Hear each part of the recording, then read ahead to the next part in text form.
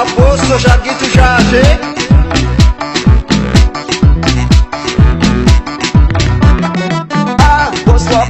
Apposto magala giddu ganda Jamaica malka odiamo manni keessa esuma naannoti. Apposto magala giddu ganda Jamaica malka odiamo manni keessa esuma naannoti. Galgala otume wajjin galla. Galgala si bilbila.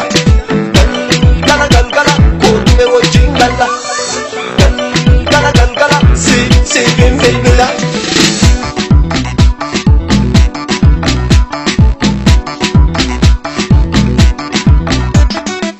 Bareda shakkule shaate keessa simantu nattole jaalalli keenya qabeenya nuddaan siisa ooftu malee eeyoona yaamte shungede akkuma fardaa kuulufe shallalee dhufaa goofaa eebilee Apposto shaasa mannee shaase shamarran shaase shaasa mannee shaase shakkule shaase shaasa mannee shaase shamarran shaase shaasa mannee shaase shakkule shaase shamarran shaase shakkule shaase shamarran shaase shakkule shaase shamarran shaase shakkule shaase shamarran shaase shakkule shaase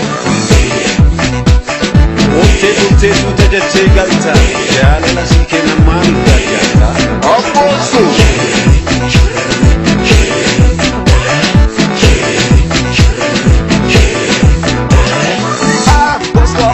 Apposto magala giddu ganda Jamaica malka odiamo manni keessa esuma naannoti.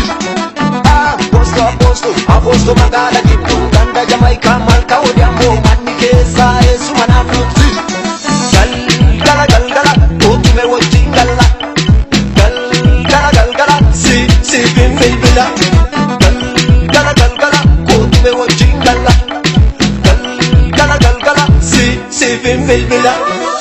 Shaasa mannee shaase shamarran shaase shaasa mannee shaase shakkule shaase shaasa mannee shaase shamarran shaase shaasa mannee shaase shakkule shaase shamarran shaase shakkule shaase shamarran shaase shakkule shaase shamarran shaase shakkule shaase shamarran shaase shakkule shaase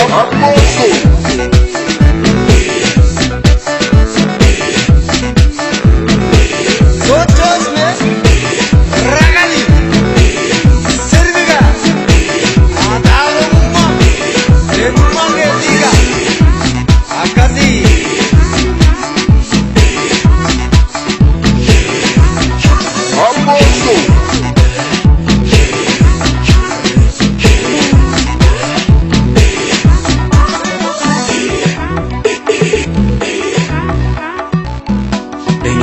Beenu wajjin galla namni argine beenu kaa shakkule shaashe shamarran qoonjo